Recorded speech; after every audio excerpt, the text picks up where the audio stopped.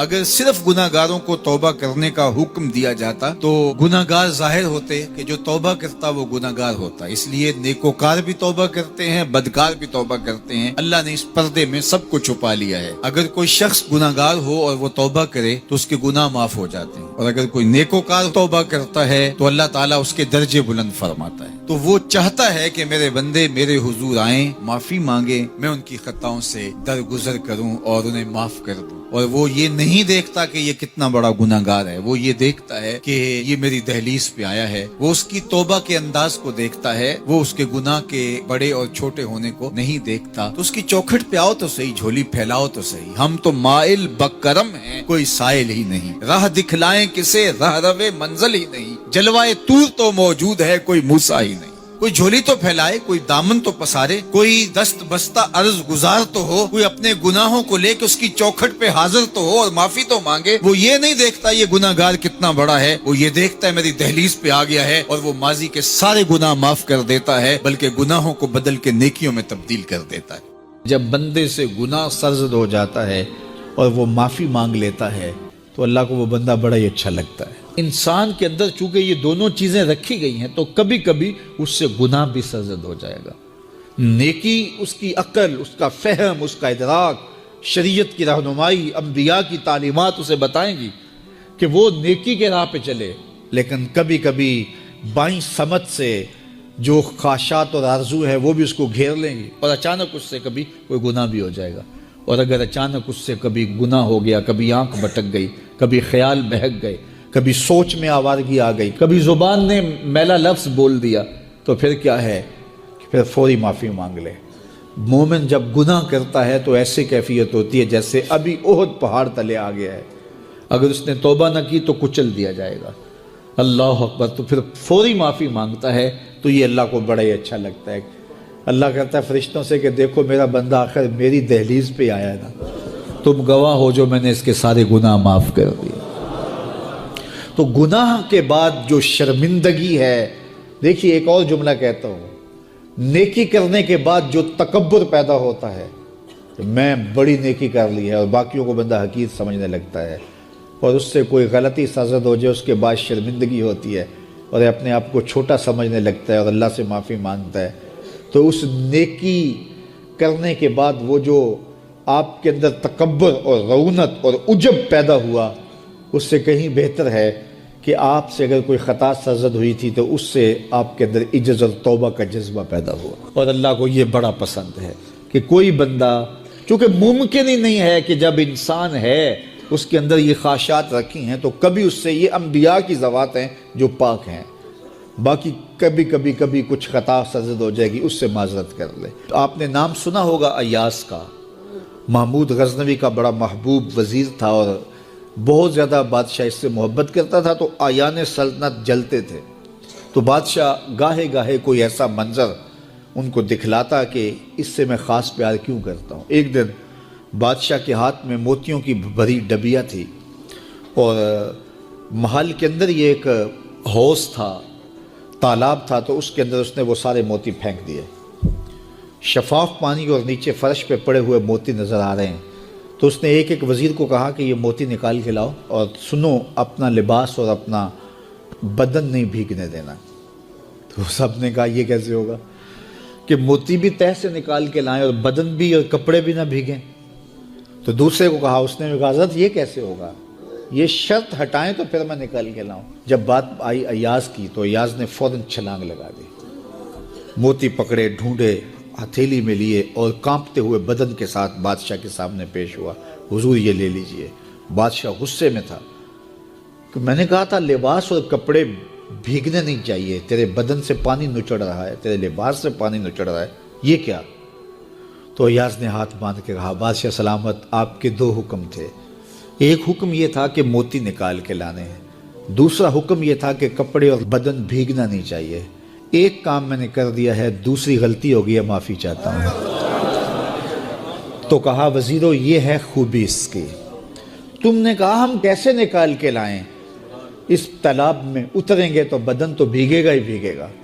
تو کہا جب شہوات دی گئی ہیں، خواہشات رکھی گئی ہیں، آرزویں دیوانی ہیں، اور پھر اس کائنات کے اندر رہ کر کے حضرت انسان کبھی تو اس سیلاب کی غلاظت سے اپنے آپ کو بھر ہی دے گا، تو پھر کمال کیا ہے کہ نیکی کے پھول پیش کر دے، سجدے کے موتی پیش کر دے، رکوع اور قیام کے موتی پیش کر دے، ہمدردی انسانیت کے ساتھ پیار کے موتی پیش کر دے، سارے موتی پیش کرے، پھر مالک کا جلال کہ تیرے کپڑے کیوں بھیگے، یہ گناہ کیوں کیا، یہ گناہ کیوں کیا، ہاتھ جوڑ کے کہے مالک اس کی معافی مانگ، تو اللہ تعالیٰ پچھلے گناہ نہ صرف معاف کرتا ہے بلکہ ان گناہوں کو نیکیوں میں تبدیل کرتا ہے۔ یہ آیت کریمہ اپنے دامن میں اتنی روشنی اور اتنی جامعیت کے ساتھ دین کا خلاصہ ہمارے سامنے رکھتی ہے کہ ہماری روحیں وجد کرنے لگ جاتی ہیں۔ تو ارشاد فرمایا، بے شک اللہ حکم دیتا ہے عدل کا، احسان کا اور قرابت داروں کے ساتھ حسن سلوک کا، اور منع کرتا ہے بے حیائی سے، منکرات سے اور سرکشی اور تمرد سے، اور یہ اس لیے فرما رہا ہے کہ تم نصیحت پکڑو تاکہ تمہارے سینے ہدایت کے نور سے روشن ہوں اور منور ہوں۔ حضرت حسن بصری رضی اللہ تعالی عنہ فرماتے ہیں کہ اس آیت کریمہ میں اللہ نے کسی بھی امر خیر کو چھوڑا نہیں ہے، ساری خیر اس کا خلاصہ بطور حکم ہمیں ارشاد فرما دیا، اور پھر فرمایا کہ اللہ تعالیٰ جل شانہ نے کسی برائی کو نہیں چھوڑا جس سے ہمیں منع نہ کر دیا ہو۔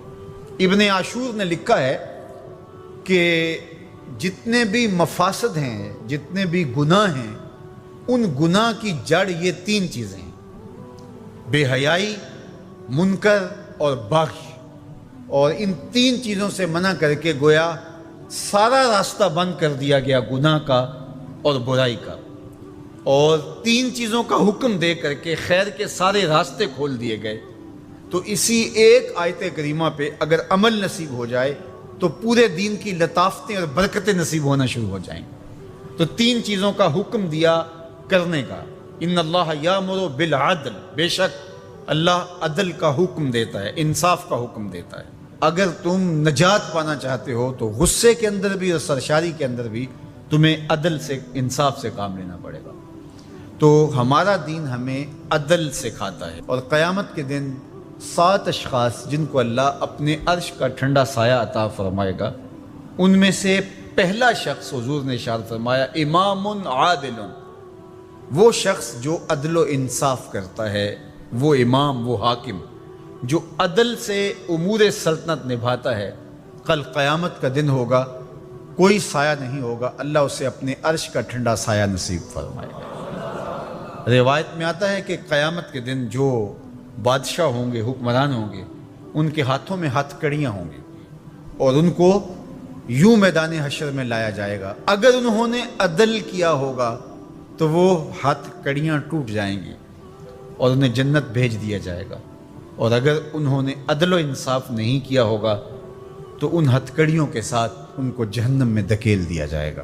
ہمیں عدل کرنے کی تلقین کی گئی۔ ملکوں کے اندر طمانینت، سکون اور قرار عدل کے ذریعے سے آتا ہے۔ ایک عربی کا مقولہ ہے، الملک یدوم بالکفر ولا یدوم بالظلم، ملک کفر کے ساتھ تو قائم رہ سکتے ہیں لیکن ظلم کے ساتھ قائم نہیں رہ سکتے۔ علماء نے عدل کے حوالے سے یہ بات بھی لکھی ہے کہ اس کا مطلب اللہ نے ہمارے اوپر جو بھی فریضہ عائد کیا ہے اس کو پورا کرنا، یہ عدل کہلاتا ہے۔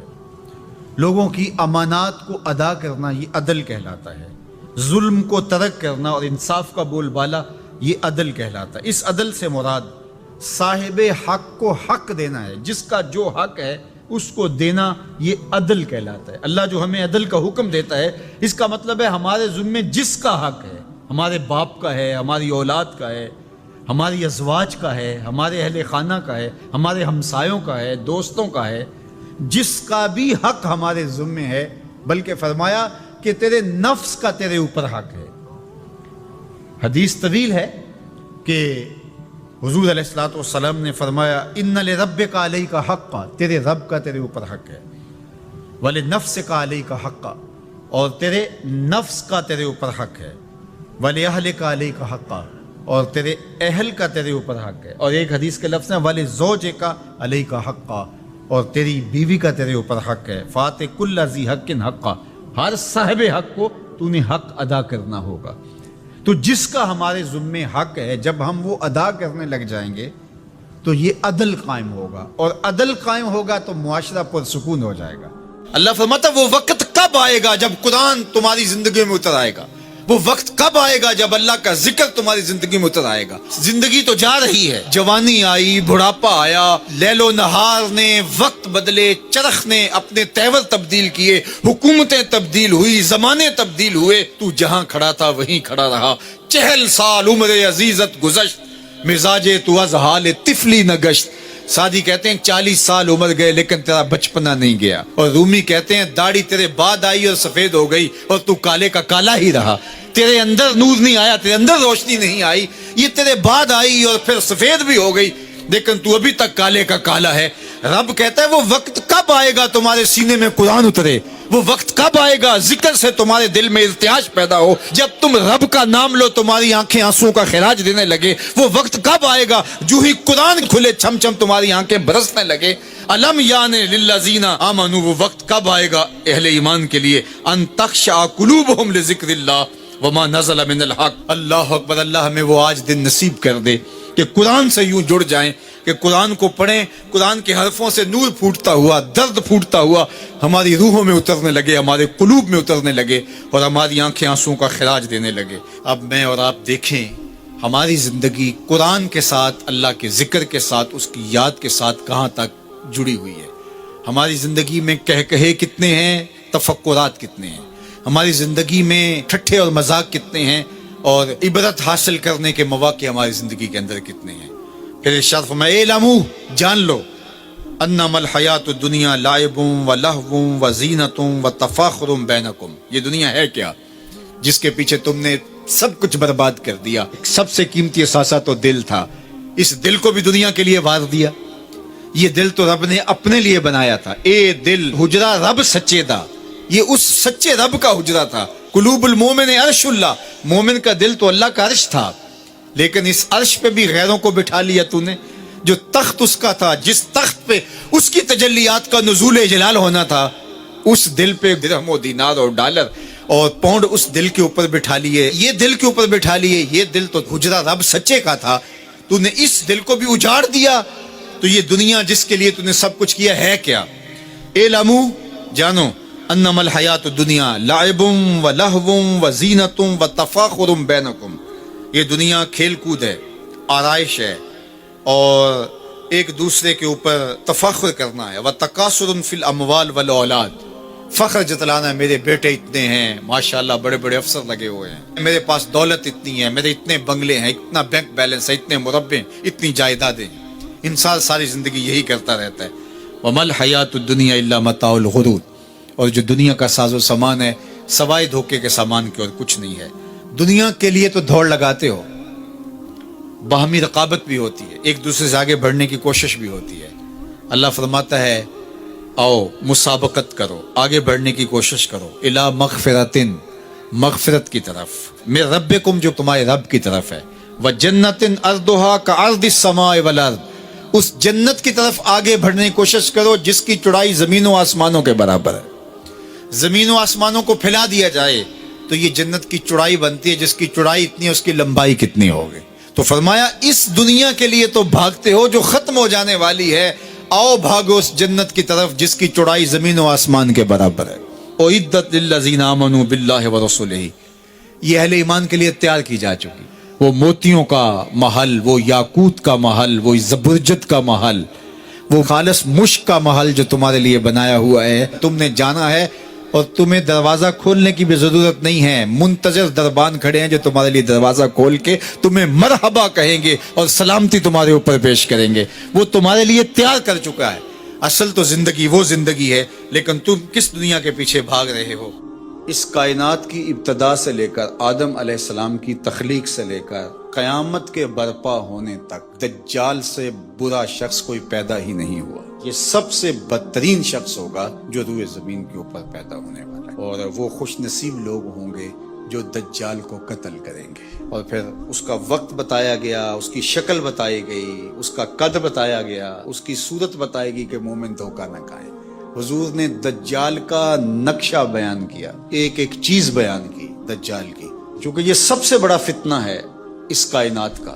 اس امت کا سب سے بڑا فتنہ تو یہ ہے جب سے آدم علیہ السلام تخلیق کیے گئے ہیں اس وقت سے لے کر کے آخری انسان تک سب سے بدترین, سب سے غلیظ, سب سے گندا, سب سے مکروہ اور سب سے برا وجود دجال کا ہے. اس لیے دجال کے فتنے سے ہر پیغمبر نے اللہ کی پناہ طلب کی ہے کہ اللہ مجھے اس کے فتنے سے بچانا. اللہ اکبر. کیونکہ بڑے بڑے لوگ اس کا شکار ہو جائیں گے. حضرت اسماء بنت یزید کہتی ہیں میں حضور کے گھر میں حاضر تھی اور ازواج مطہرات اور دیگر اہل خانہ بھی تھے کہ دجال کا تذکرہ چھڑا. تو اللہ کے محبوب نے ارشاد فرمایا جب دجال آئے گا تو اس کے آنے سے قبل جو 3 سال ہوں گے ان کی حضور نے حیت بیان فرمائی کہ آسمان تیسرا حصہ پانی کا روک لے گا. یعنی جتنی بارشیں برستی ہیں 2 حصے برسیں گی, 1 حصہ نہیں برسے گا, کم ہوگی بارش اس سال. اور زمین کی فصل بھی جتنی اگتی ہے اس کا تیسرا حصہ نہیں اگے گی, 2 حصے اگے گی. پھر اس کے بعد دوسرا سال آئے گا تو 2 حصے آسمان پانی روک لے گا اور زمین 2 حصے فصل روک لے گی. پھر تیسرا سال آئے گا تو 1 قطرہ بھی نہیں برسے گا اور زمین سے 1 دانہ بھی نہیں اگے گا, حتیٰ کہ کھروں والے جانور اور چرنے والے جانور اور کوہانوں والے جانور سارے کے سارے مر جائیں گے. یعنی اونٹ, بکریاں, گھوڑے سارے مر جائیں گے بھوک کی وجہ سے, قحط سالی کی وجہ سے. جب یہ 3 سال گزریں گے تو پھر دجال آئے گا اور دجال ایک دیہاتی کو ملے گا اور کہے گا کہ اگر تو چاہے اور مجھے رب مان لے تو میں تیرے گھوڑے اور تیرے یہ جانور زندہ کر سکتا ہوں. وہ کہے گا کہ اگر ایسا ہو جائے تو بہت اچھا. تو وہ اشارہ کرے گا تو اس کی بکریاں, اس کی گائیں زندہ ہو کے اس کے ساتھ آ جائیں گی. شیطان اس شکل میں جو ہے وہ نمودار ہوگا تو اسے لگے گا کہ سب کچھ زندہ ہو گئے اور وہ اس پہ ایمان لے آئے گا. اس کے بعد پھر دوسرے دیہاتی کو ملے گا اور اس کو بھی یہی کہے گا تو شیطان پھر اس کی بھیڑ بکریوں, اس کی گائے, اس کے اونٹ ان کی شکل کے اندر ظہور پذیر ہو جائے گا تو پھر اس کے پیچھے وہ بھی چل پڑے گا. یہ 2 چیزیں حضور نے بھی بیان کی تھی کہ حضور کو باہر کوئی کام پڑ گیا تو حضور یہیں چھوڑ کے بات تو باہر تشریف لے گئے. تھوڑی دیر کے بعد حضور جب واپس تشریف لائے تو حضرت اسماء بنت یزید اور گھر کی دیگر خواتین زاروں کے تار رو رہی تھی. حضور نے فرمایا تمہیں کیا ہوا, تم کیوں رو رہی ہو؟ انہوں نے عرض کی یا رسول اللہ صلی اللہ علیہ وسلم آپ نے جو دجال کا ذکر کیا, چونکہ صحابہ کے نزدیک سب سے قیمتی متاع ایمان ہے اور ہمارے نزدیک بھی سب سے قیمتی ایمان کی متاع ہی ہونی چاہیے. اور یہ بات میں نے کئی مرتبہ آپ سے کہی, اس دنیا میں سب سے بڑا انعام اور سب سے بڑا تحفہ جو حضرت انسان کو دیا گیا, سب سے بڑی نعمت جو ودیعت ہوئی وہ ایمان ہے. اور قیامت کے دن سب سے بڑی دولت اور نعمت عطا کی جائے گی جنت میں, وہ دیدار الہی ہوگا. جو یہاں ایمان سے محروم ہے وہ ہر خیر سے محروم ہے, اور جو ایمان کی دولت جس کے پاس ہے تو اگر اس کو دنیا کی کوئی چیز نہیں ملی تو وہ کنگال نہ سمجھے, چونکہ ایمان کی دولت اس کو نصیب ہے. مومن ہو اور پھر کہے میرے پاس یہ نہیں, میرے پاس یہ نہیں, میرے پاس یہ نہیں, میرے پاس یہ نہیں, تو یہ مومن کو نہیں جچتا. وہ اس پہ مطمئن رہے کہ یہ وہ دولت جو بڑے بڑے لوگوں کو نہیں عطا کی, اللہ نے اس عاجز اور فقیر کو عطا کر دی. تو صحابہ تو شکریہ ادا کرتے تھے, اور جب سنا کہ ایسے ایمان سستے سودے میں گائے اور بکریوں کی عوض چلا جائے گا تو صحابیات رونے لگیں. تو اللہ کے محبوب صلی اللہ علیہ وآلہ وسلم نے ارشاد فرمایا کہ اگر دجال میری موجودگی میں آ گیا فرمایا فکر نہ کرو میں نپٹ لوں گا. اور پھر آقا کریم نے ارشاد فرمایا کہ اگر میرے بعد آتا ہے تو پھر ہر مومن کا اللہ خلیفہ ہوگا, یعنی اللہ اس کی طرف سے اس کی حفاظت فرمائے گا. اور حضرت اسماء بنت یزید کہتی ہیں کہ میں نے عرض کی یا رسول اللہ صلی اللہ علیہ وسلم آج بھوک برداشت کرنا ہمارے لیے بہت مشکل ہے. یعنی اگر کھانا نہیں ملتا تو بھوکا آدمی کیا کچھ نہیں کر گزرتا. بھوک ضمیر بیچنے پہ مجبور کر دیتی ہے. آپ نے دیکھا لوگ گردے بیچنے پہ مجبور ہو جاتے ہیں. تو بھوک پر لوگ ایمان کیوں نہیں بیچیں گے؟ آج جب کہ آپ سامنے ہیں تو بھوک تنگ کرتی ہے تو بے تاب ہو جاتے ہیں. اور صدیوں کے بعد جب خوشحالیاں آ جائیں گی اور دجال یہ پیکج لے کے آئے گا, اس وقت مومنوں کا, مسلمانوں کا کیا حال ہوگا؟ جب اتنے فاقے ہوں گے, 3 سال تک کچھ کھانے کو نہیں مل رہا ہوگا, تو پھر کیا بنے گا؟ یہ پریشانی اس نے تڑپا دیا ہے. تو اللہ کے محبوب نے فرمایا سنیے، ان کو وہی خوراک کفایت کرے گی جو آسمان والوں کو کفایت کرتی. تو یہ ہمتن گوش ہوگی کہ وہ کون سی غذا ہے کہ اس غذا کے بدلے میں ان کو غذا دی جائے گی. تو آقا کریم نے فرمایا من التسبیح والتقدیس، یہ سبحان اللہ پڑھیں گے، اللہ کی تقدیس بولیں گے. جو فرشتے اللہ کی تسبیح تقدیس پڑھتے ہیں، یہ سبحان اللہ، الحمدللہ، اللہ اکبر، یہ تسبیح و تقدیس بولیں گے، ان کی بھوک مٹتی چلی جائے گی، اللہ ان کی مدد فرمائے گا. تو پھر مومن کی غذا تسبیح و تحلیل، تقدیس، اللہ کی عظمت کے ترانے، اللہ اکبر. اس لیے ہم نے بزرگوں کو دیکھا ہے کہ ان کو کھانا بھی یاد نہیں رہتا تھا حضور کی حدیثیں پڑھتے ہوئے. یہ وقت تو گزر گیا اور گزر رہا ہے تیزی کے ساتھ، یہ تو کس کو یاد رہتا ہے؟ ان کو کھانا تک یاد نہیں رہتا تھا، وقت گزر جاتا. ان کو جھنجھوڑ کے کہتے میاں فجر کی اذان ہو رہی ہے، اٹھو ذرا. تو یہ ہمارے بزرگوں کی کہانیاں دل آویز ہے، اور واقعی اللہ کا ذکر پیاس بھی مٹا دیتا ہے اور بھوک بھی مٹا دیتا ہے اور تسکین قلب کا سامان کر دیتا ہے.